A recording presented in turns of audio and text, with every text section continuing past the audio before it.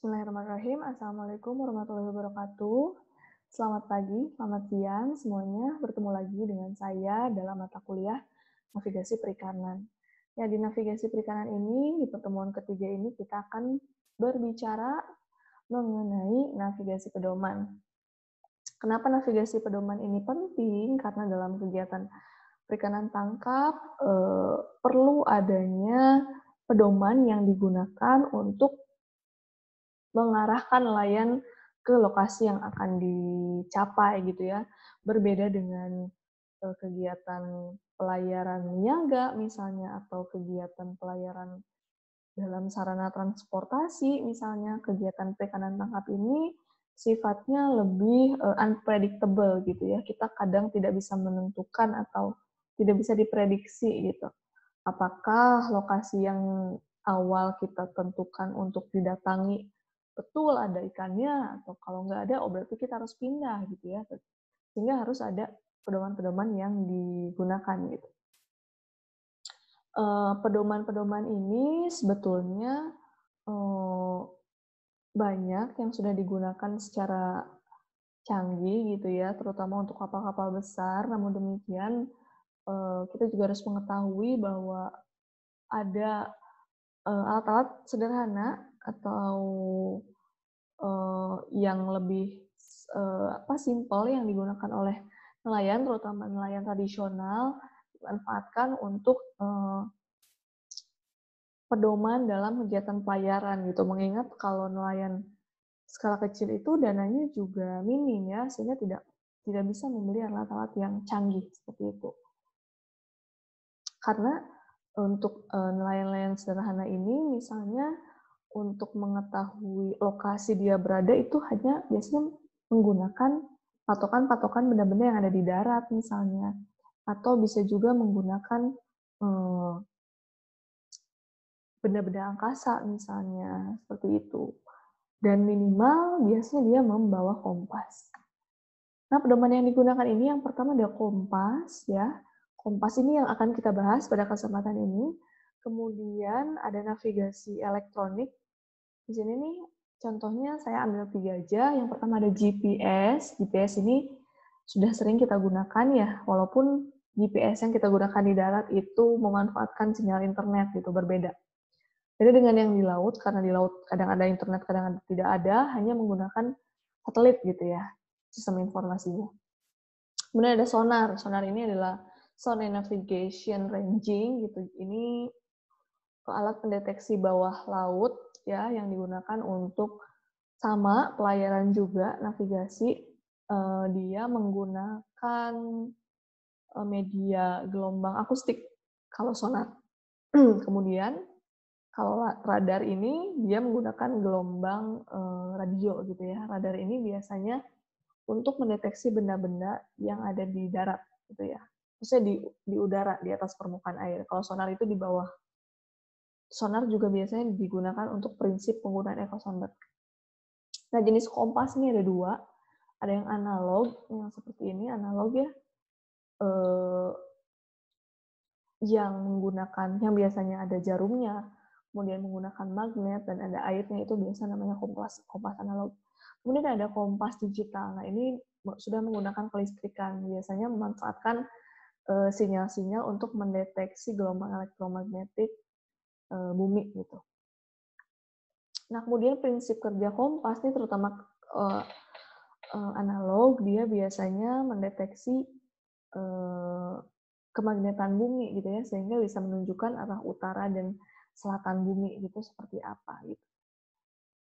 Kemudian nah di sini arah mata angin dan arah kompas ini secara umum mungkin kita yang utama ini ada 4 ya, ada utara. Utara ini menunjukkan 0 derajat atau juga 360 derajat. Kemudian ada timur, timur ini menunjukkan 90 derajat.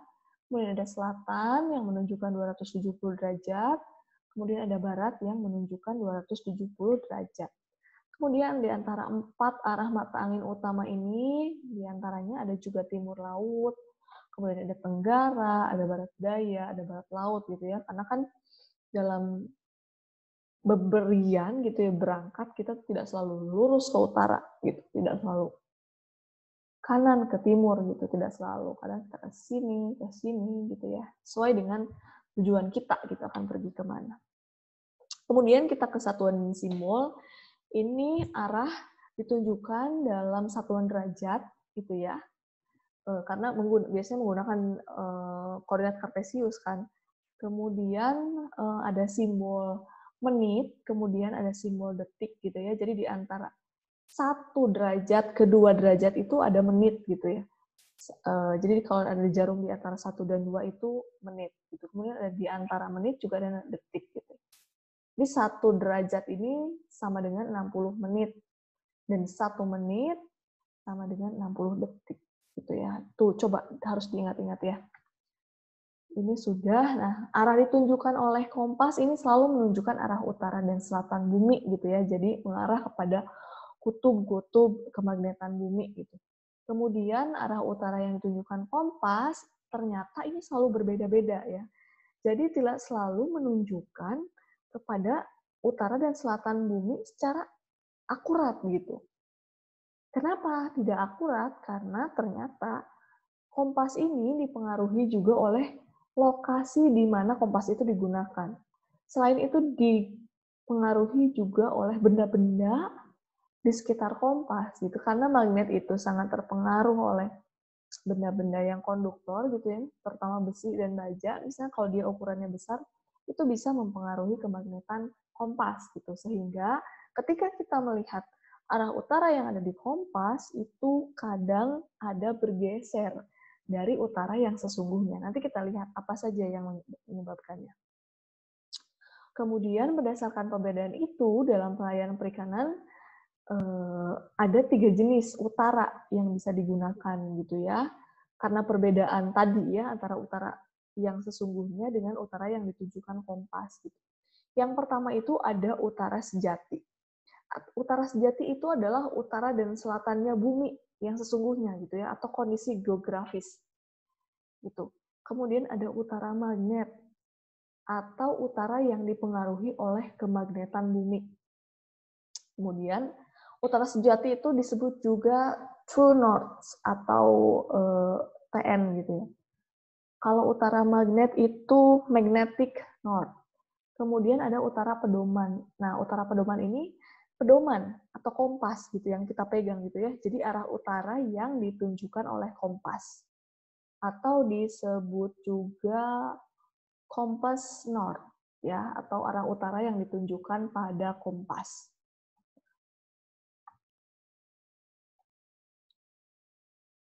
Oke. Nah, ini arah utara. Kita lihat, yang pertama arah utara sejati, seperti yang saya sebutkan tadi, bahwa arah utara sejati ini menunjuk pada kutub utara dan selatan bumi. Utara bumi, gitu ya, atau arah geografis yang sesungguhnya. Gitu. Kemudian ada utara magnet atau utara magnetik. Ini adalah arah utara yang ditunjukkan oleh jarum kompas yang hanya dipengaruhi oleh kemagnetan bumi. Jadi seperti tadi saya bilang, kompas itu dipengaruhi oleh kemagnetan bumi, yang pertama, dan ini yang kedua, dipengaruhi juga oleh benda-benda logam di sekitarnya. Ya. Jadi ada utara magnet, ada utara pedoman. Nah ini, jadi ketika utara bumi ada di sini, sangat mungkin utara kompas ini menunjukkan di sini. Kan jadinya salah ya. Ketika kita ingin pergi ke suatu tempat yang ada di sini, tapi kemudian kita melihat kompas utaranya ada di sini, wah, bergeser 1 derajat aja, itu bisa pindah jauh. Apalagi 10 derajat, apalagi 90 derajat, apalagi 45 derajat gitu ya. Jadi kita harus tahu sebesar apa selisihnya, sehingga ketika kita akan menuju suatu tempat, itu ketika kita melihat kompas adalah tempat yang sebenarnya akan kita tuju. Gitu. Berapa besar selisihnya? Sehingga utara pedoman yang kita lihat itu adalah sesuai dengan arah utara yang kita tuju, misalnya. Seperti itu. Nah, di sini ada V dan D gitu selisihnya. V ini adalah variasi dan D ini adalah deviasi. Nanti kita lihat apa itu variasi dan apa itu deviasi. Nah, variasi, nah di sini ada variasi, deviasi, dan kompas error. Nah, kalau variasi ini adalah sudut yang dibentuk antara utara sejati dengan utara magnetik. Ya, ini ya, variasi utara sejati dengan utara magnetik atau utara yang sudah dipengaruhi dengan kemagnetan bumi. Ya, jadi utara yang ditunjukkan kompas ketika kita operasikan di Indonesia itu mungkin akan berbeda dengan utara yang ketika kita mengoperasikan kompas di belahan bumi yang lain. Seperti itu. Karena kenapa? Karena kutub magnetik secara perlahan berubah posisinya setiap tahun. Maka variasi pun juga berubah secara berkala setiap tahun. Nah, hal ini harus kita perhatikan agar kita dapat membaca kompas dengan benar. Nah, contoh ini variasi itu ada variasi timur dan ada variasi barat. Variasi timur itu dikatakan positif gitu ya, ketika dia bergeser ke arah timur nih. Jadi utara magnetiknya ada di timur, padahal sebetulnya utaranya di sebelah sini. Gitu. Jadi dia bergeser ke kanan jarum kompasnya. Kalau variasi barat, dia jarum kompasnya bergeser ke barat. Ya, jadi dia nilainya negatif. Utaranya di sini, tapi ternyata jarum kompas menunjukkan utara magnetik di sini. Itu karena kemagnetan bumi, karena adanya variasi gitu. Karena dia bergeser ke kiri, jadi tandanya negatif gitu ya. Kalau timur, dia nilainya positif. Tapi kalau bergesernya ke barat, dia nilainya negatif. Nah, ini contoh bagaimana kita mengetahui sebesar apa sih variasi yang ditunjukkan kompas. Nah, kalau kita melihat peta laut, itu biasanya disertai dengan mawar kompas. Nah, misalnya ini. Jadi di sini ada peta laut yang menunjukkan bahwa, nah ini, biasanya dia ada variasinya. Nanti kita lihat yang lebih besar. Jadi kalau kalian membaca peta laut nih, ada mawar kompasnya, kemudian ada jalur pelayaran, kemudian ini ada stratifikasi kedalaman ya, ini jalur-jalur isodep. Ini contohnya, nah ini ada mawar kompasnya, mawar pedoman. Nah, di sini kita contohnya, di sini ada, ini katakanlah kita ambil dari sini ya, misalnya. Di sini ada mawar kompas yang menunjukkan bahwa terjadi variasi sebesar 9 derajat 9 derajat 30 menit ke barat pada tahun 1964. Nih, ternyata, nah kita lihat ini ada dua ya. Ini adalah utara bumi, ini adalah utara pedoman nih. Jadi, ketika utaranya di sini, utara geografis ya, maka ketika kita ada di daerah ini, kita akan melihat jarum kompas bergeser. Tidak ke arah utara yang sesungguhnya, tapi ke arah utara magnetik gitu ya. Oh, ternyata geser sekian derajat gitu ya. Sekian derajatnya adalah 9 derajat 30 menit barat gitu ya. Jadi bergeser ke barat sebesar 9 derajat 30 menit gitu. Sehingga kalau kita ingin menuju ke utara yang sesungguhnya, maka arah utaranya harus ditambahkan dengan 9 derajat 30 menit gitu, sehingga kita akan menuju ke arah utara yang sesungguhnya gitu ya. Karena kalau kita tadinya mau ke sini, mau ke arah sini, geser ke sini. Nanti tempat tibanya berbeda gitu. Kita mau ke 10 derajat, dia geser ke sini misalnya ke 1 derajat gitu ya. Jadi dia akan bergeser karena jarum kompasnya tidak menunjukkan arah utara yang sesungguhnya. Sehingga harus dikonversi sesuai dengan variasinya. variasi di daerah tersebut. Nah, di sini kemudian ada decreasing about 7 minutes annually gitu ya. Jadi setiap tahun ini bergeser sebesar 7 menit. Jadi kalau ini 1964 ini variasinya 9 derajat 30 menit, maka setiap tahun dia akan bergeser sebesar 7 menit. Nah, gini ya, jadi ada selisih sebesar 9 derajat 30 menit barat di sini. Jadi kita ke utara, tahunya malah nyampainya ke arah yang salah gitu. Kita ke 20 derajat, kita nyampainya malah ke 20 dikurangi 9 misalnya berapa? 11 derajat, misalnya seperti itu. Nah, gimana cara menghitung agar kita memperoleh arah utara yang tepat? Ini contoh lain nih. Sebuah mawar kompas menunjukkan di suatu wilayah terjadi variasi sebesar 4 derajat 15 menit dengan annual decrease-nya 8 derajat. Maka, nah, jarum kompas pada bagian dalam yang ini menunjukkan utara magnetik. Jadi jarum yang ditunjukkan kompas tuh ternyata tidak ke utara yang sesungguhnya, 0 derajatnya tuh. Tapi di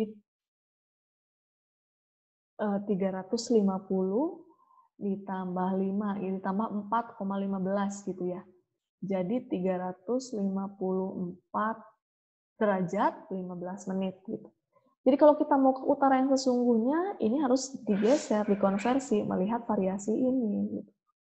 Ini tahun 1985. Bagaimana jika tahun 2020?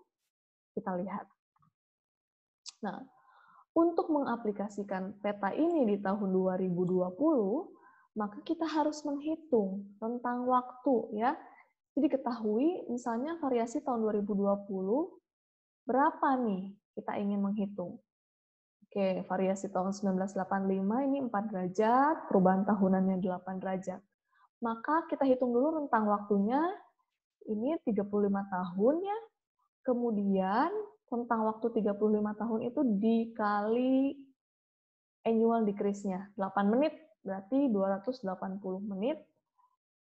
Ini 280 menit sama dengan 4 derajat 40 menit. Jadi perubahan variasi di tahun 2020 ini 4 derajat 15, yang ini ya variasi awal, ditambah dengan variasi annual. 4 derajat 40 menit. Lumayan ya, jauh bedanya. Jadi variasinya berubah menjadi sebesar 8 derajat 55 menit. Ini koreksi kalau salah ya. Seperti itu ya.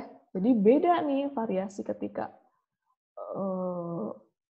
di tahun 85 dengan di tahun 2020 gitu di lokasi tersebut. Karena pergeseran tadi. Nah, kemudian ini deviasi ya. Ini deviasi bagaimana ternyata besi dan baja ini mempengaruhi kemagnetan kompas. Nah, misalnya kalau di kapal perikanannya terbuat, misalnya ada mesin yang ukurannya besar yang mempengaruhi kemagnetan kompas, itu akan mempengaruhi jarum yang ditunjukkan oleh kompas, ya. Akan terjadi pembelokan jarum. Itu deviasi ya.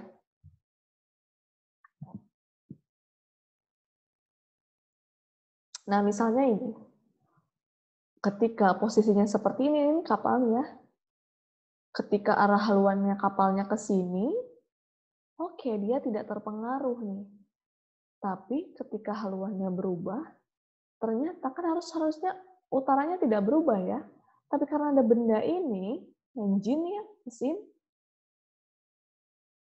kutubnya bergeser nih. Harusnya menunjukkan arah tertentu, tapi karena adanya pengaruh dari engine ini, dia geser ke utara kutubnya ya.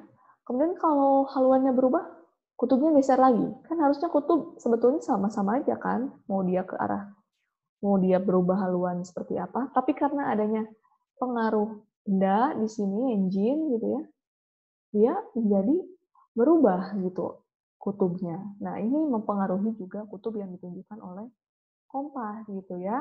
Jadi berubah kutub utaranya. Tuh, berubah-ubah. Itu. Nah, perubahan ini juga tadi ya disebabkan oleh mesin. Nah, kemudian apabila sama ya tadi prinsipnya ketika dia ke barat itu nilainya negatif, ketika ke timur dia nilainya positif. Nah, sehingga terjadilah yang namanya kompas error atau disebut juga salah tunjuk atau disebut juga sembir. Ya, karena adanya variasi dan deviasi tadi. Jadi, ketika variasi dan deviasi digabungkan, itu akan menunjukkan arah pedoman kompas yang salah tunjuk gitu. Salah tunjuk tidak sesuai dengan utara geografis yang sesungguhnya. Sehingga kita harus konversi agar agar kita menuju ke arah utara yang sesungguhnya gitu. Nah, sebagai contohnya variasi barat, kemudian ada deviasi barat, maka besarnya kompas error ini menjadi 20 barat.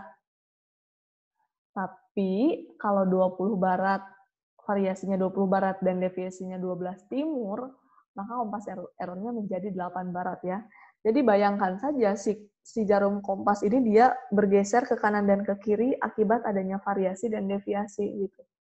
Udah mah misalnya ada variasi, dia geser ke kiri, tambah lagi variasi, tambah lagi deviasi, geser lagi ke kiri, itu artinya ditambah kan.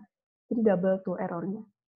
Kemudian kalau dia beda nih, ada variasi ke barat misalnya, kemudian deviasi lagi ke timur, jadi dia geser ke barat, tapi kemudian karena deviasi dia geser lagi ke timur, dikurangi gitu ya.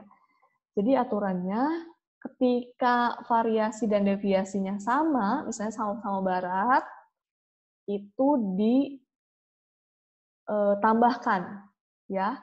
Jadi kalau sama-sama barat dia ditambahkan, tapi kalau beda sama-sama barat misalnya atau sama-sama timur ya. Tapi kalau beda dia dicari selisihnya.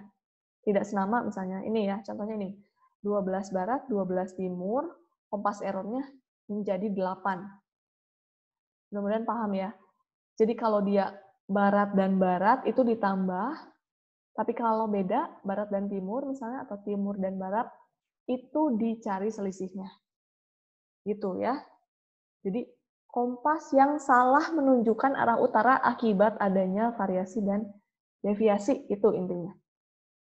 Variasinya bisa timur, bisa barat, deviasinya juga bisa timur, bisa barat.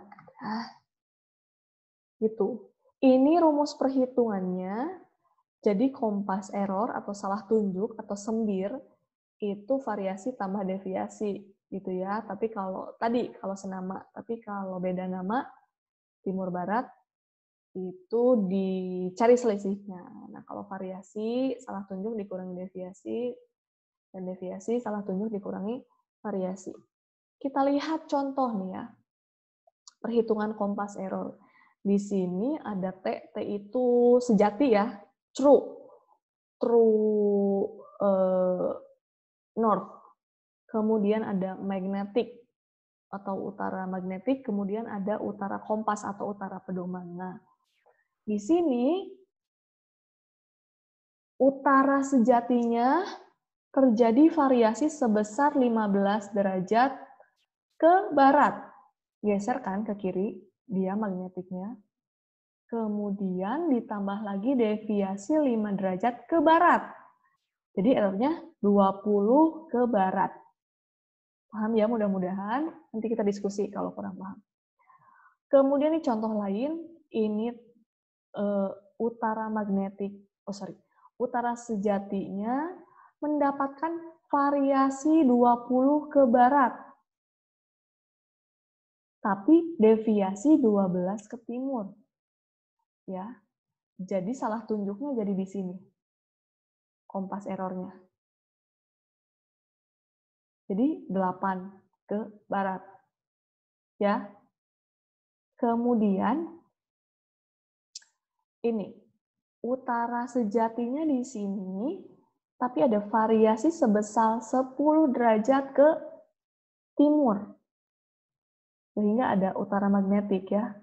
Tambah lagi deviasi 10 derajat ke timur. Sehingga jarum kompas ini menunjukkan error sebesar 20 derajat ke timur. Gitu. Jadi kalau kita mau ke utara, ini harus dikurangi 20 derajat nih.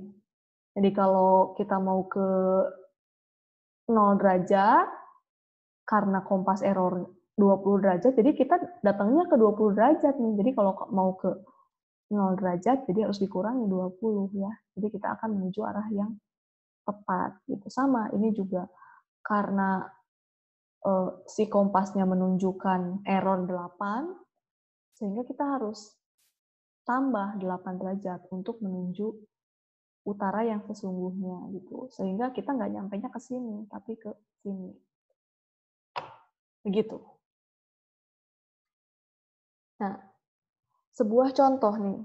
Kita akan menghitung sebuah kapal trawl yang memiliki mesin bantu trawler atau hauler yang menuju fishing ground. Ini dianggap sebagai mesin yang mempengaruhi ya, sehingga menyebabkan deviasi. Arah yang ditunjukkan kompas, arah yang ditunjukkan kompas ini, dia berarti apa?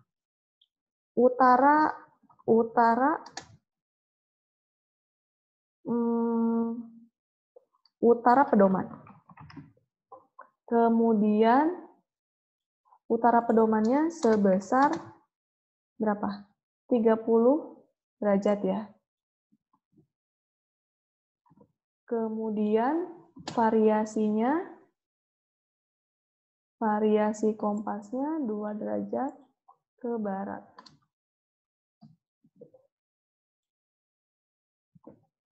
Kemudian deviasinya berapa? 45 menit.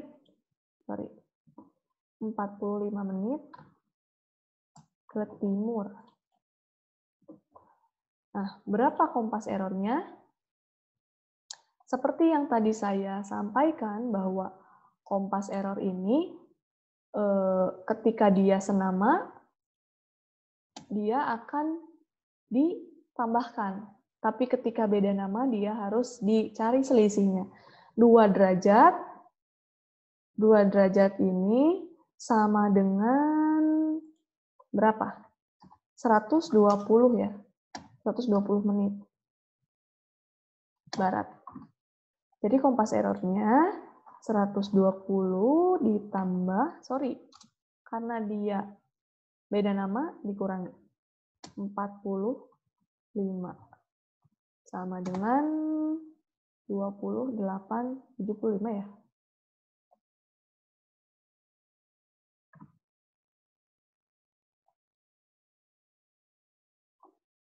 ...75 menit. Atau sama dengan berapa? 1 derajat 15 menit. Derajatnya 1 derajat 15 menit. Ke barat. Karena ini selisihnya baratnya lebih besar ya. Jadi ke barat kompas errornya ke barat.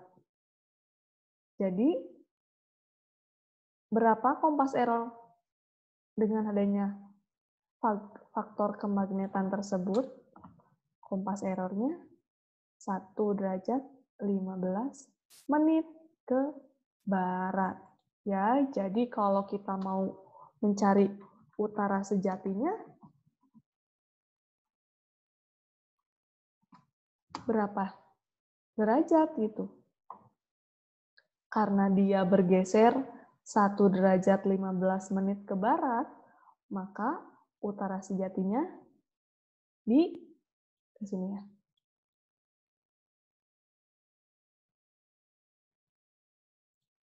Geser. Dia bergeser 1 derajat 15 menit ke barat. Maka utara sejatinya adalah 30 derajat dikurangi. Sorry, ditambah karena dia ke barat. Ke barat kan ke kiri ya. Ditambah 1 derajat 15 menit.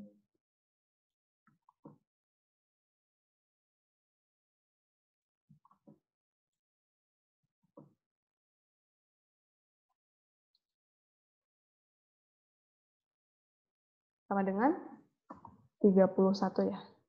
31 derajat 15 menit.